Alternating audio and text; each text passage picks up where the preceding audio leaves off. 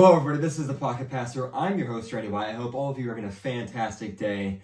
I know I am. A ton of stuff to react to. From week 2 of the NFL season, I'm going to kick off the key takeaways here on Tuesday night. Let's get right into it.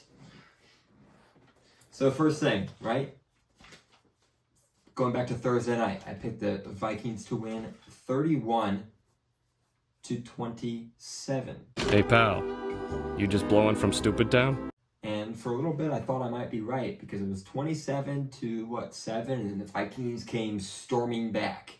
And they score a couple touchdowns, and now all of a sudden, what was it, 27-21, I think? Something like that.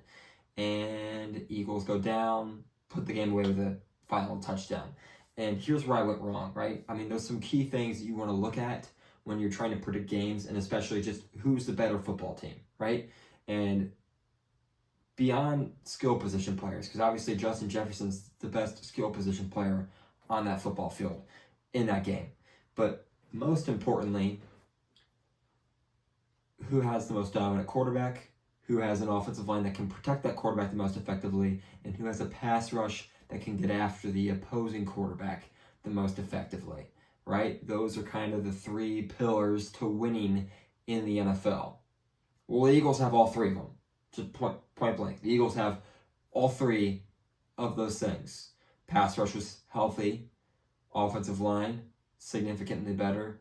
Quarterback, better, right? Like, all three of those attributes are better for the Eagles. And now you're going to get into their run games better. And their overall receiving core is arguably better because outside of Justin Jefferson, KJ Osborne's solid. Jordan Addison could be a great weapon developmentally wise down the road, but he's obviously not an elite weapon at this moment. TJ Hawkinson's a terrific tight end. Dallas Goedert is also a very good tight end. They haven't even really used him so far. DeAndre Swift went crazy, but when you look at the key to winning football games in the NFL, and really football in general, but sometimes, at lower levels, and even in the NFL, we saw the Bengals kind of get away with it. We've seen the Bengals kind of get away with it. But for the most part, the general rule: quarterback, protect the quarterback, get after the opposition's quarterback. Those are the three pillars. The Eagles are better at all three. If I was a gambling man, I would tell you to take the Eagles. Frankly, it was not the smart pick on my part, and obviously I got it wrong because of that. I did a lot better this week than I did last week. I went 10-6, so I went 10-5 on Sunday and Monday. Obviously, I picked the Browns to win. My mindset going into that game was really just that last year, not a single team won a football game the week after playing the 49ers. Teams playing the 49ers, I believe they were 0-16, 0-15, following playing the 49ers. The only team that did not lose after playing the 49ers was the Kansas City Chiefs. They smoked the 49ers and then went into the bye week. So I'm assuming they probably would have won if they didn't have the bye week. But that is the only football team that did not lose a ball game completely after playing the 49ers. And when it's that common, I think they were 0-15. I think that was the record, 0-15. When the record is that bad, that's no longer an anomaly. That's not a coincidence. That's because this San Francisco 49ers football team, not only are they great, but they are unbelievably physical. They come at you and they punch you in the mouth on every single play. I mean, they are just a physical football fan's dream to watch. I mean, this is a team that they do everything right on the physical level. Defensive line dominates. Offensive line dominates. They've got physical receivers. Deebo Samuel is a very physical wide receiver. You got George Kittle, the best blocking tight end in the league. I mean, it's just this mantra of we're going to beat down our opponent every single play. No one does it better than the San Francisco 49ers the last several years. So, looking at that, looking at the demoralizing fashion and the way the Steelers lost, my gut kind of told me, not that I love the Browns, but that the Steelers just are going to be really beat up and it's going to be tough to recover. Having an extra day probably helped them a little bit, and obviously their defense showed out. TJ Watt was incredible. Alex Highsmith, even more incredible. A pick six and a forced fumble that led to a scoop six by TJ Watt. That Steelers pass rush got after it. Was Deshaun Watson sacked, 6 times? It was 6 times at some point in the fourth quarter. They might have gotten him again afterwards. I don't know. But that defense was incredible. And obviously, thoughts and prayers to Nick Chubb. My heart goes out to him. I mean, that is just a devastating injury. I unfortunately saw the injury on TikTok today. I was really hoping I was going to be able to make it through my life without seeing it. And now that I've seen it, I especially wish I would have made it through my life without seeing it, because, is that brutal. I mean, to give you an idea, right? Your knee's supposed to bend this way, obviously, right? Let's say it's like, let's say it's like this, right? Like, it went this way. So basically his knee went at a 90-degree angle, but sideways.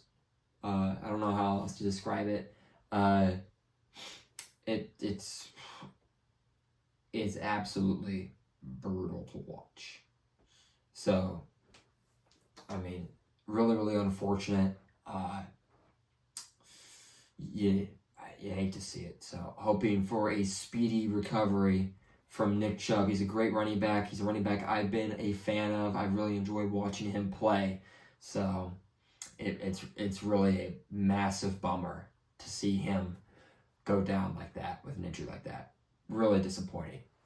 And the Browns offense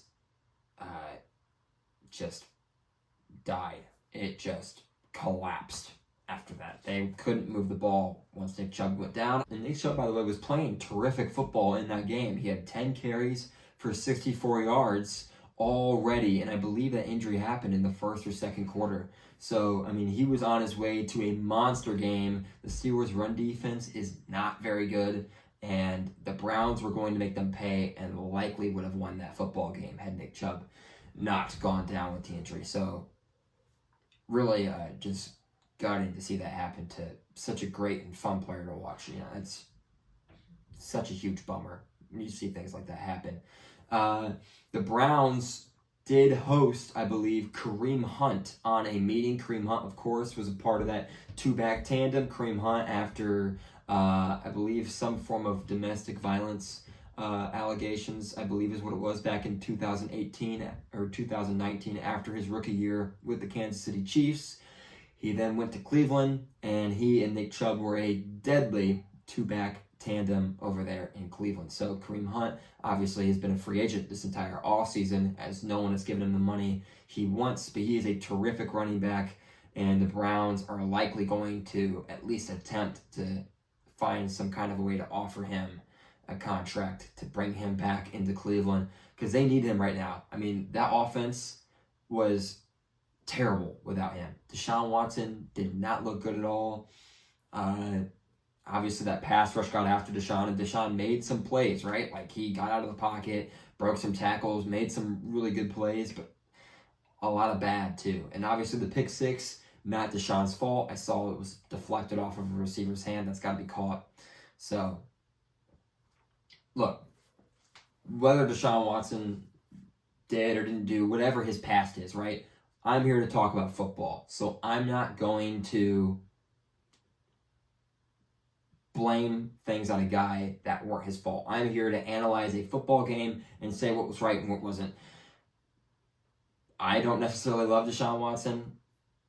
The controversy definitely stinks to me, and it's hard for me to imagine that at least some of the accusations are not true. It's really tricky in my head to rationalize a way where 26 cases, I forget what the number was. Colin Cowherd was talking about it. Like 60-some different masseuses that he went to over the course of a 16-month span.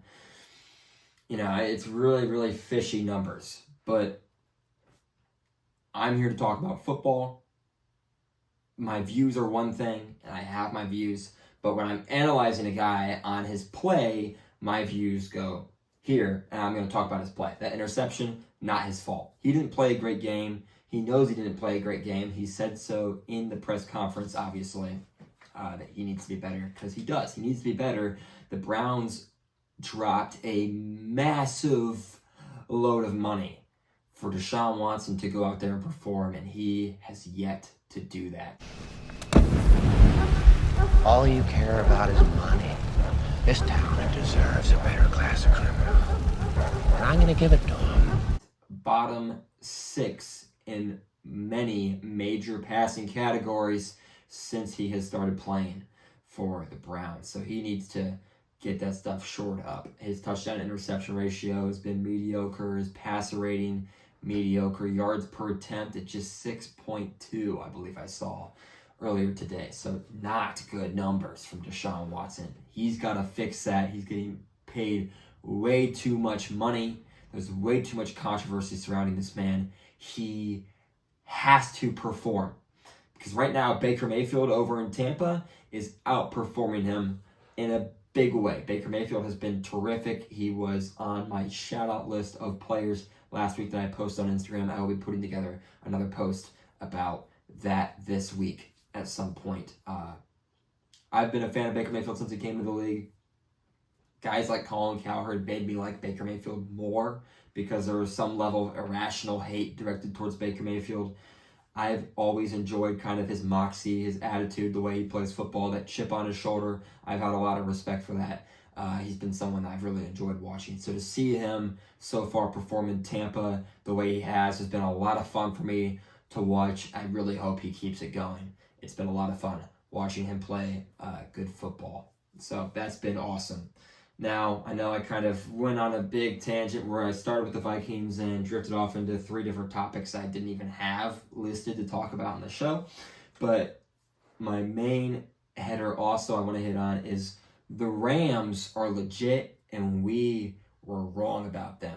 The LA Rams this year, guys, they have came to play. They changed their running scheme to be simpler and easier to run. They hit upfield right away as soon as they can.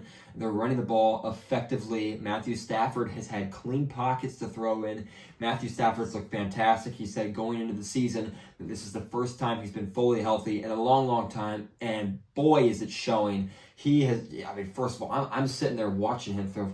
He is just throwing piss missiles all over the yard out there. He looks fantastic. He is launching that football with a ton of velocity, good accuracy, good timing. He looks great. I know he threw 2 picks on Sunday. If we're being real, neither of those picks were his fault, especially the tip pass in a tie game. It was 17-17. He throws a pass over the middle to his running back. It gets tipped up in the air and picked, and it kind of fell apart from there as the 49ers just took that momentum and ran with it. And that's why I talk about why the 49ers are so, so good.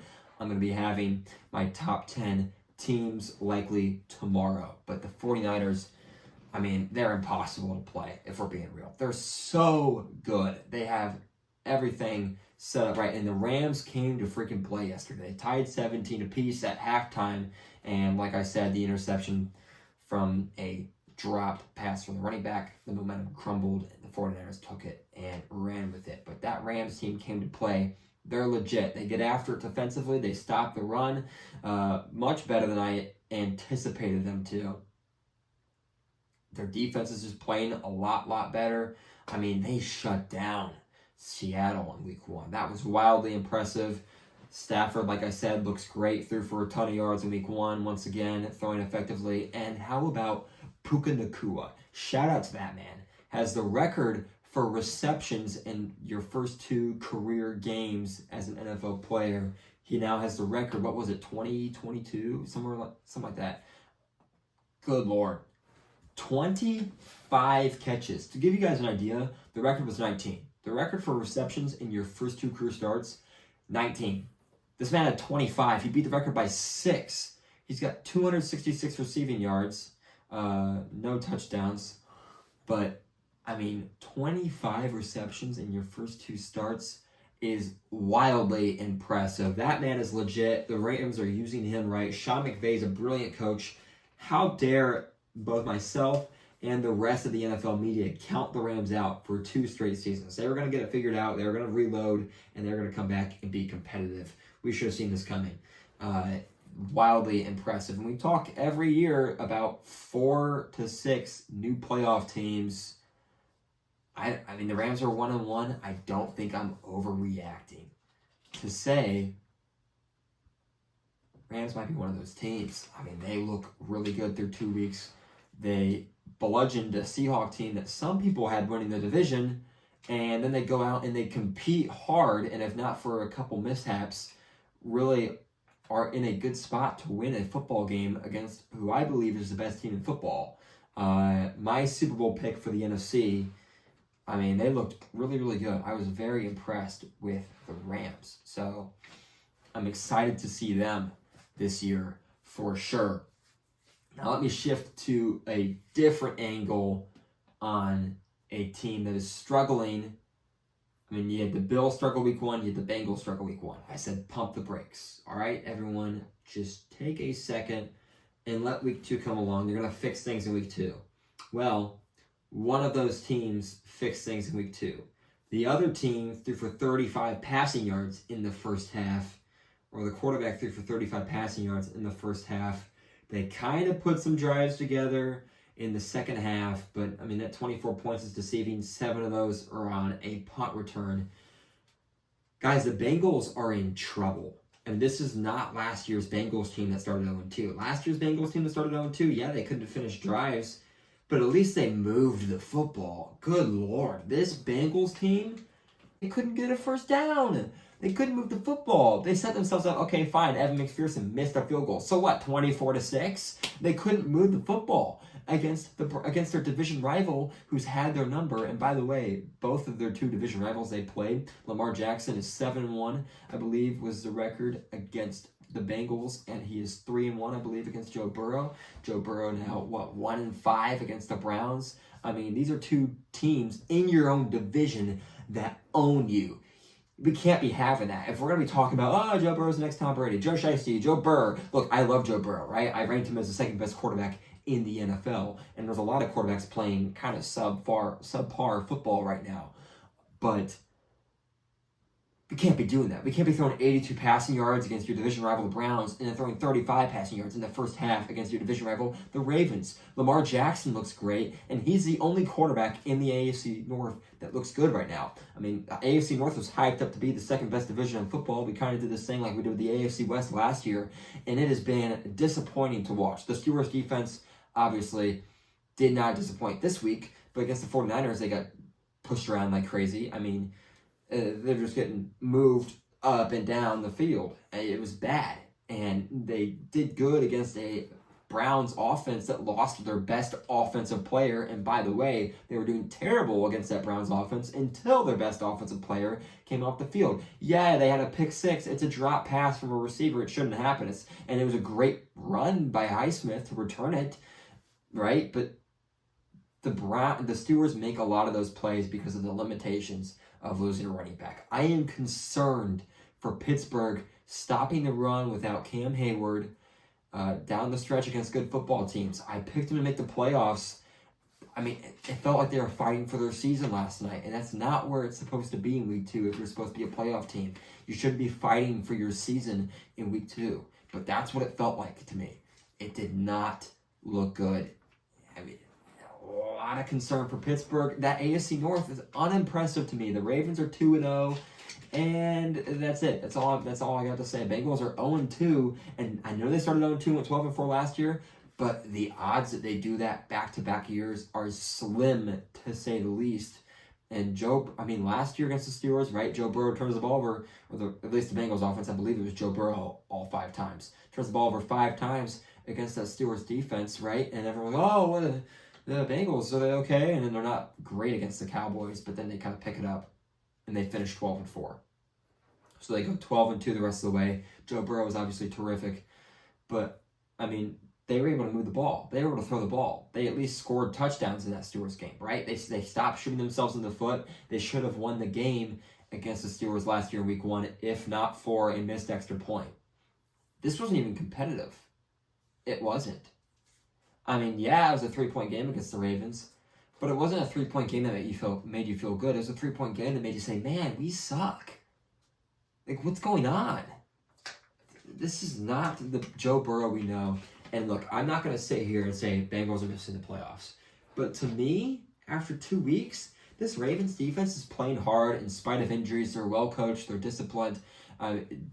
Lamar Jackson going to ease into this new offense. He looks good throwing in the pocket. And if you've watched film of Lamar Jackson over the years, you know he's capable of being a pocket quarterback. He throws a nice deep ball. He really does. It is hard to throw a football downfield in the NFL. He does it very well. He's a very accurate passer down the field. That throw he made to Zay Flowers downfield on that post and double coverage was an impressive pass. He had the safety underneath, so it was the right read, right? Because the safety's not going to make a play underneath. It's double coverage, but it's open. You got the corner with outside leverage, so that window is there if you deliver a good ball. I have no problem with the decision, and he delivers a perfect ball.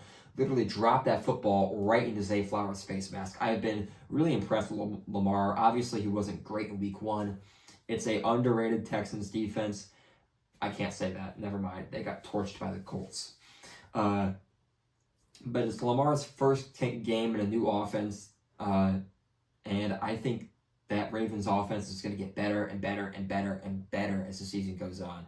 I'm not too worried about their loss of J.K. Dobbins. Gus the Bus Edwards and Justice Hill should be able to carry the load just fine. Mark Andrews, great tight end. He got a touchdown. I'm wildly impressed with Zay Flowers. Rashad Bateman's going to be a fine number 2. Hopefully Odell's injury not too serious. I have not looked into that much. But the Bengals concern me. The Ravens look really, really good. I'm impressed with the Ravens. Right now, if you were to say, hey, who's winning the AFC North? I would tell you the Ravens. The Ravens look by far the best these first 2 weeks. It's early. Don't overreact yet. But the Bengals have to play the Rams this week. And like I said, Rams look great. Bengals look terrible. Don't be shocked if the Bengals fall to 0-3. And if they do, it's going to be tough. They can still manage to come out of it. Joe Burrow is their quarterback. It's not over until it's over. But unless they pull like what the Texans did a few years ago when Deshaun Watson was their quarterback and they started 0-3 and then they won 11 straight, headed to the playoffs, ultimately blew a 24-0 lead against the Kansas City Chiefs as they went on to win the Super Bowl. I believe that's the same year. I could be wrong, but I believe it's the same year that happened.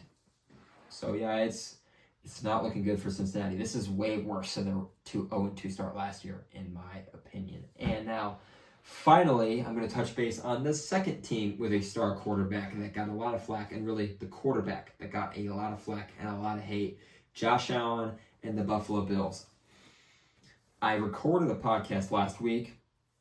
I didn't take the time to edit it and upload every part, so I don't remember if I uploaded the part where I said, hey, calm down about Josh Allen. But if I did, I just want you to know I was right. I just want you to know if I didn't record it or didn't upload that part, I did in fact say that. And if I need to upload the proof, I can do that. But Josh Allen is an immensely talented, great quarterback. All right?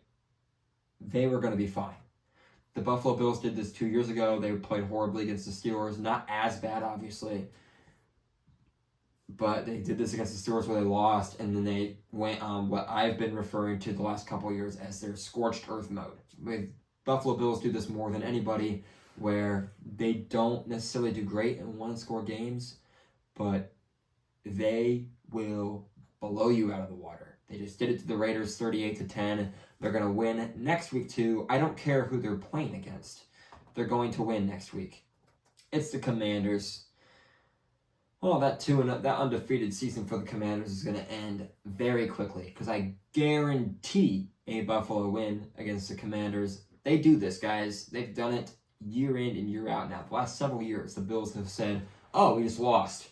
Let's just murder like 6 teams in a row and make sure we get into a good spot here. And then they have another stinker, and then they go and they murder several teams in a row. It's what the Buffalo Bills do. All of a sudden, Josh Allen's not elite. Josh Allen's overrated. He didn't deserve the Madden cover. He sucks. Josh Allen isn't going to get it done. He's not the guy.